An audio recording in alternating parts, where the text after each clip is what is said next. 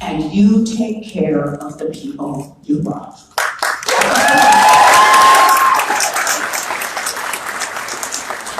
It was years later that I came to understand that wasn't just the lesson my mother taught me. It's what millions of people across this country do every single day. That even when they're scared, even when it looks hard, they reach down deep, they find what they have to find, they pull it out, and they take care of the people they love. That's what it means to be an American.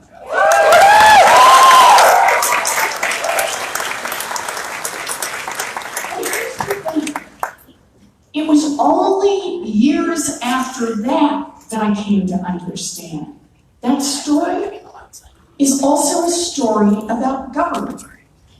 Because here's the deal. When I was a girl, a minimum wage job, full-time, in America would support a family of 3. It would pay a mortgage, it would cover the utilities, and it would put food on the table. Today, a full-time minimum wage job in America will not keep a mama and a baby out of poverty. That is wrong, and that is why I am in this fight.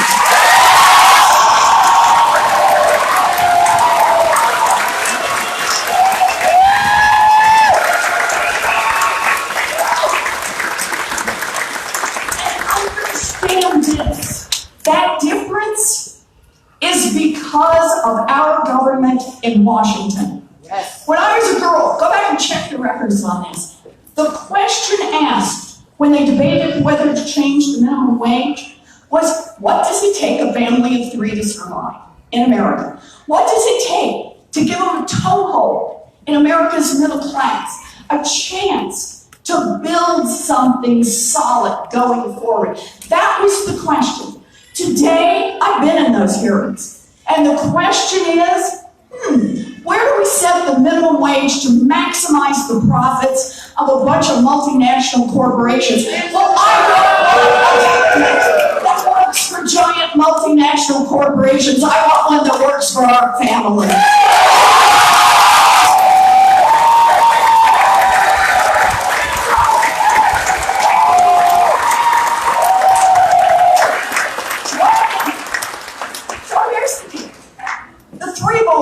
Like I said, they all went off and joined the military. Me, I had a different path. I've known what I wanted to be since 2nd grade. It's true, and I have never wavered from that. Some of you did not decide until 3rd grade. 4th grade, back on the steps. I can tell. It's okay, take your time. But for me, I've known since 2nd grade. I wanted to be a public school teacher.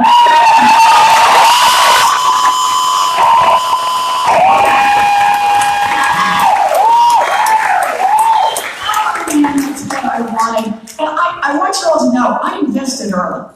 I used to line my dollies up and teach. It's true. It's true. I'd line them up, I'd teach. I was tough but fair. But by the time I graduated from high school, my family didn't have the money for a college application, much less to send me off for 4 years of college. And you gotta have 4 years of college to be a public school teacher. So, like a lot of Americans, I have a story that's not a straight line. My story has a lot of twists and turns and roundabouts. So here's kind of how my story goes. I got a scholarship to college. And at 19, I fell in love, got married, and dropped out of school. And I took a minimum wage job. And it was the life I had picked. It's on me, but it wasn't a dream. And then I found it. A commuter college 45 minutes away from where we lived that cost $50 a semester. Think about it. And for a price that I could pay for on a part-time waitressing job, I could finish my 4-year diploma I held on for dear life. I finished up, I became a special needs teacher. I have lived my life.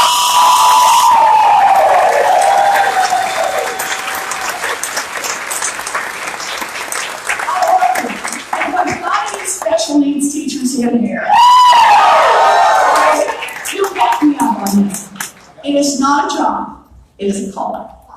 And I loved it. I loved it. And I would probably still be doing it today, but there's another twist in the story. By the end of my first year in teaching, I was visibly pregnant. And the principal did what principals did in those days. Wished me luck and hired someone else for the job. So there I am. I'm at home. I got a baby, can't get a job. I don't know what I'm going to do. And then I just get this crazy idea. I'll go to law school. Okay.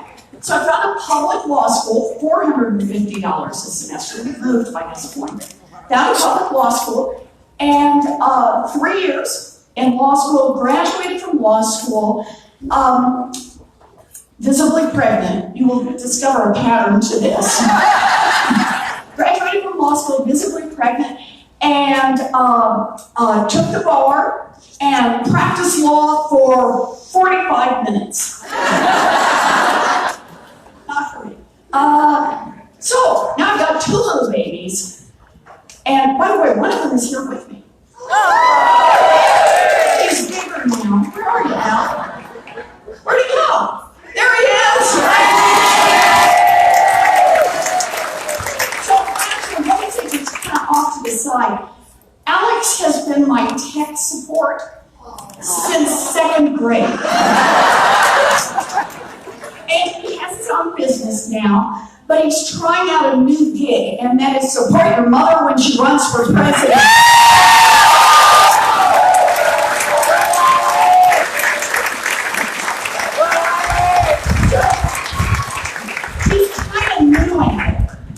So you can let me know how he does as we do this. So anyway, I graduated from law school, had a baby. He held off until after graduation. Practiced law for a short period of time, and then went back to my first love, which is teaching. So I traded little ones for big ones and taught in law school for most of my grown-up life. And I don't know, maybe like kids who grow up worried about money, I taught everything I could about money. Wanted to learn about it. So I taught contract law and commercial law and secure transactions, and uniform commercial code, and corporate finance, law and economics, and debtor creditor law, bankruptcy law, partnership law. Taught it all. But there was one central question that I always worked on. And that is, what's happening to working families in America? Why is America's middle class being hollowed out?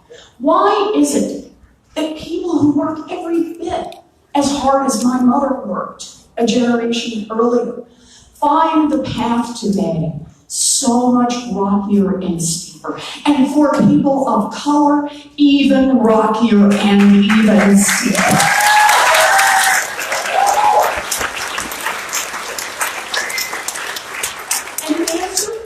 Is just like the answer on minimum wage.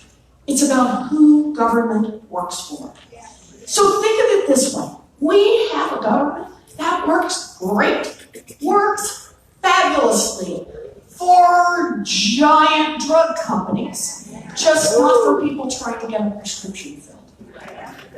We have a government that works great for investors in private prisons and private detention centers, just like the people whose lives are torn apart by those centers.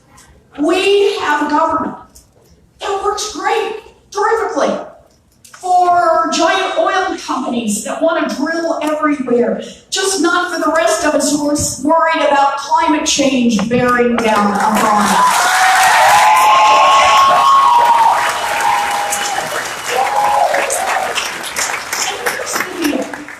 When you see a government that works great for those with money, works great for those who can hire an army of lobbyists and lawyers, works great for those who can make big campaign contributions, and isn't working for much of anyone else, that is corruption, pure and simple.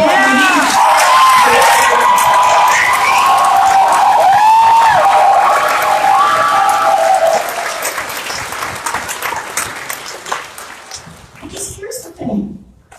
Whatever issue brought you here today, whatever is the issue that gets you up in the morning, whether it's guns, whether it's climate, whether it's child care, whether it's student loans, housing, whatever is the issue, if there is a decision to be made in Washington, it has been shaped by money.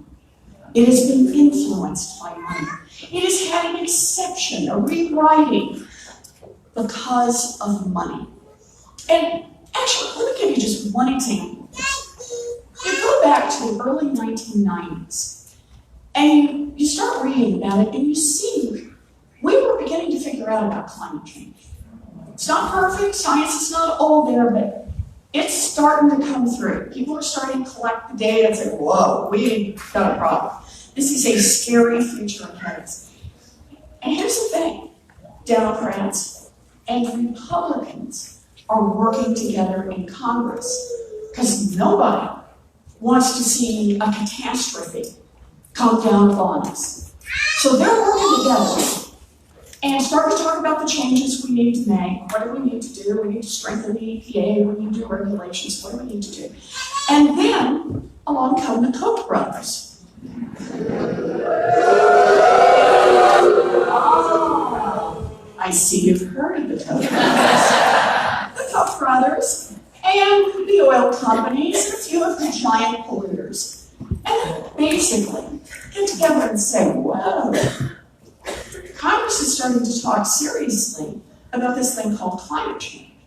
Now, if Congress really starts making changes, that's going to bite into our bottom lines, right? The Koch brothers make their money on fossil fuel. That's where they work. So they've got a decision to make. Think about this. In the early mid-90s, they got a decision to make. Their decision is they could say, you know what?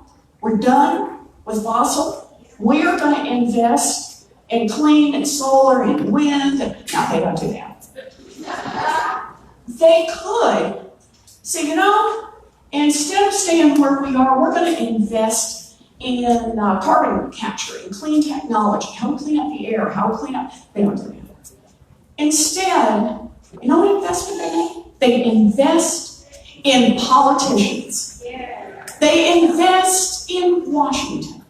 They invest, and here's how they do it. They got this is one of the worst parts of this story. They invest in bought and paid for experts. People who have titles, right? Who come in and say, climate, maybe yes, maybe no. It's an umbrella. And the umbrella creates a place where politicians can the oil industry from the Koch brothers and do absolutely nothing. You want to understand why we face a climate crisis in America in 2019? It is 25 years of corruption in Washington where they did absolutely nothing.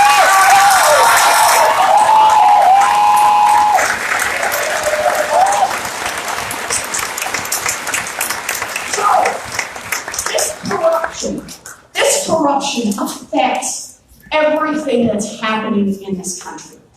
And what we're going to have to do is not a little change here, one statute over there, we got a little piece, maybe a couple regulations we can change. No, we need big structural change in this country.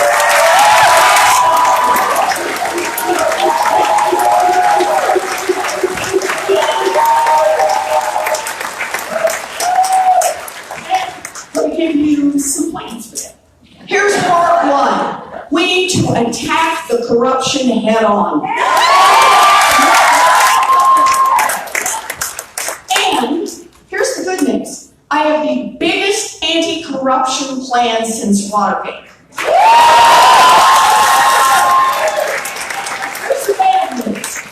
We need the biggest anti-corruption plan since Watergate. Yeah. All right. So as you can imagine, because money makes itself felt in so many ways in Washington. This is a big, big plan. It's got a lot of moving parts, a lot of pieces to it. So let me just give you a sampler out of it. Part one, end lobbying as we know it.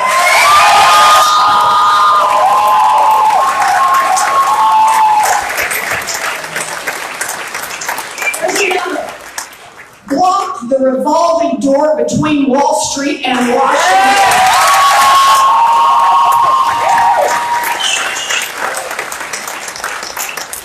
Here's one that might surprise you. How about we make the United States Supreme Court follow basic rules of ethics on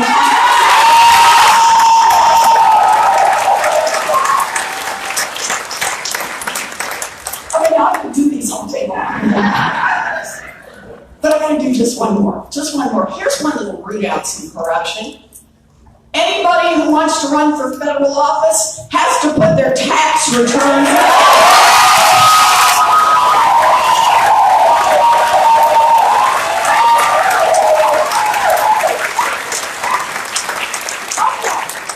So that's part one.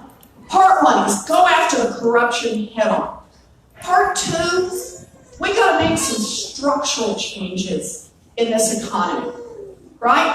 Let me give you a couple of ideas. Firstly, we got a real problem, and that is these giant corporations that have just, we've seen concentration in industry after industry after industry. A handful of giants that basically just do whatever they want to do. They tell Washington, right? They run over their own employees. They run over their own customers. They run over the communities where they're located because they got all that power.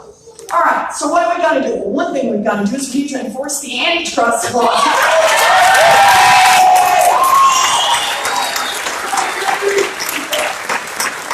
Here's the second part, structurally. You've got to have some other power in the system to balance out these big corporations. That means we need more power in the hands of workers, make it easier to join a union.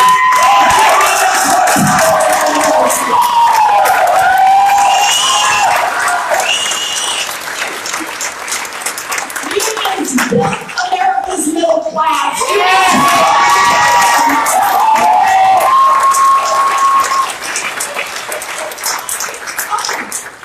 So that's one way we help restructure this economy. I want to give you a second. How about we start with a wealth tax on the richest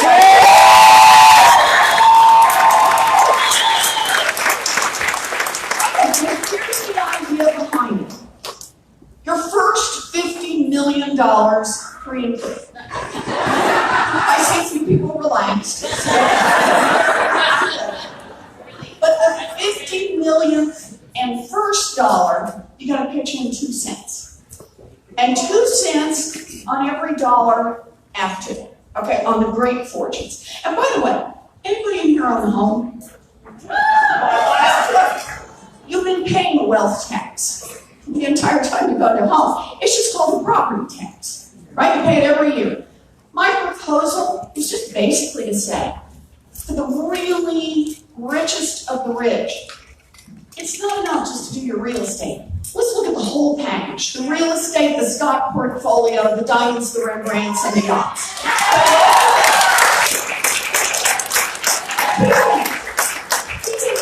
And understand this. This is not about being angry with anybody. This is not about being mad at anybody. You had a great idea. You got out there. You worked your rear end off. Or you inherited wealth. You have one of those great fortunes. Remember, this is only for people more than $50 million.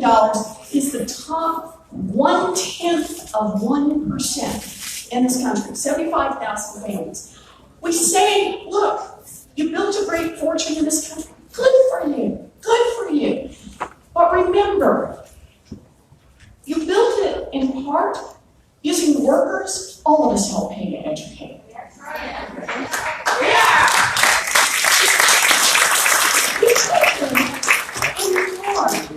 Getting your goods to market on roads and bridges, all of us help pay the bill.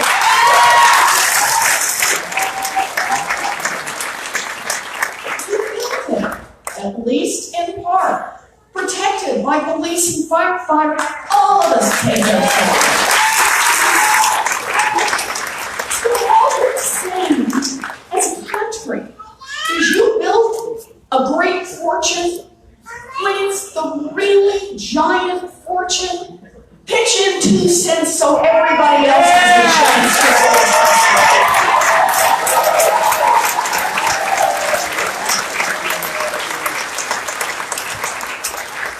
And now, here comes the fun part.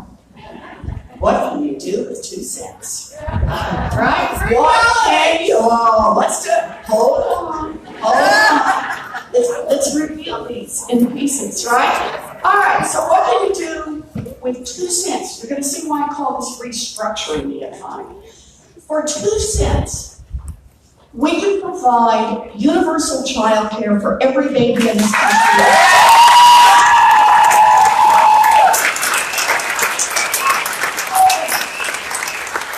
High-quality child care for every one of our babies. Universal pre-K for every 3-year-old.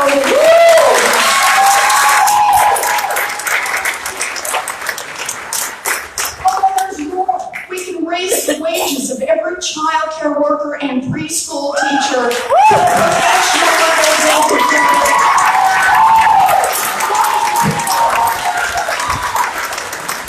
We can do all 3 of those things, but I'm not through yet. We can also provide tuition and fee-free technical college, community college, and 4-year college.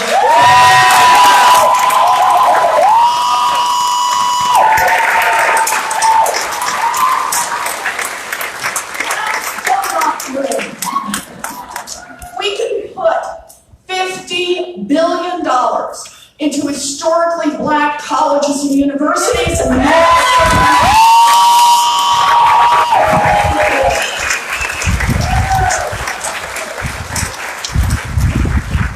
and there's still more.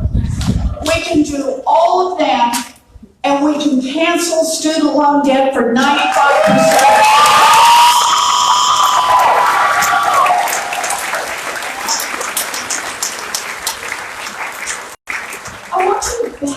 For just a minute about how badly broken our economy is, about how long Washington has worked increasingly for those at the top, that 2 cents would make that kind of a difference in our country. And by the way, just so everybody knows in here, the 99%, which might include some of you, last year, statistically speaking, spent about 7.2% of their total wealth in taxes. All of your taxes. All of it.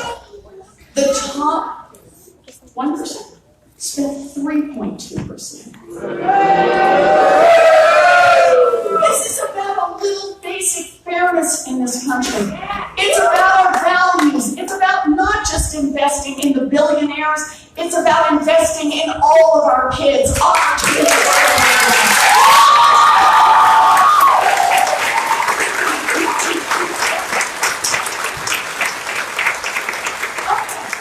So part 1, attack the corruption. You gotta knock them back. You gotta get in there and mix it up, right? You gotta put them back on their heels a little. Make them play defense. Part 2, a couple of structural changes in the economy. Part 3, we gotta protect our democracy. Okay,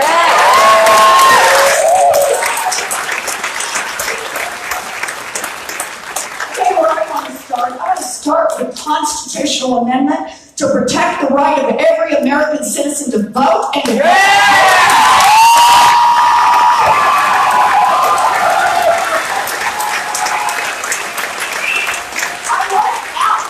political gerrymandering.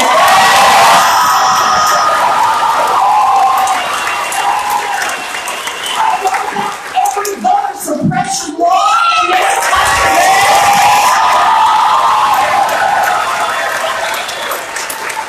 I want Overturned Citizens United.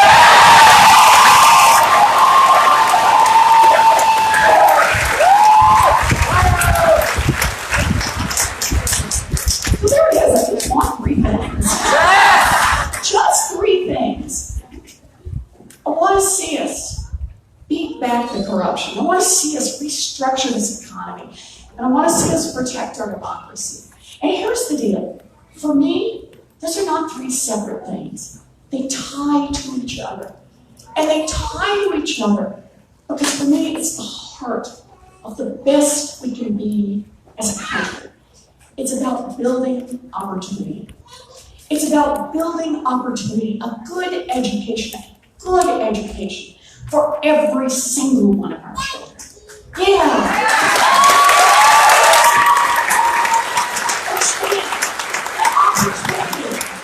An opportunity for a good job, an opportunity to start your own business, an opportunity to get married, an opportunity, oh yes, I saw,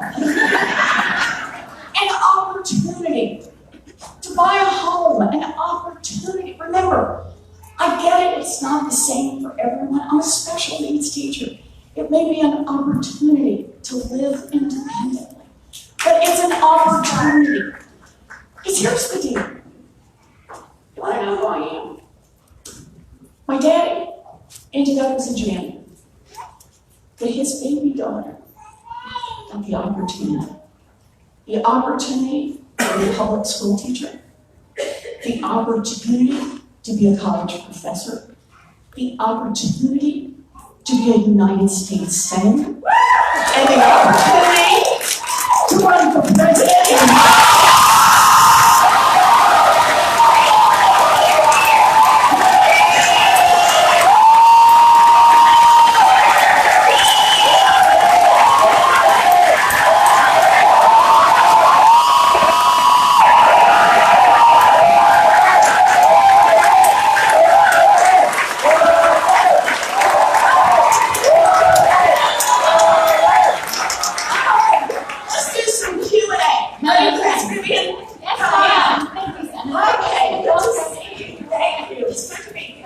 Okay, friends, hola amigos. When you came in, you got a ticket, and on that ticket is a number.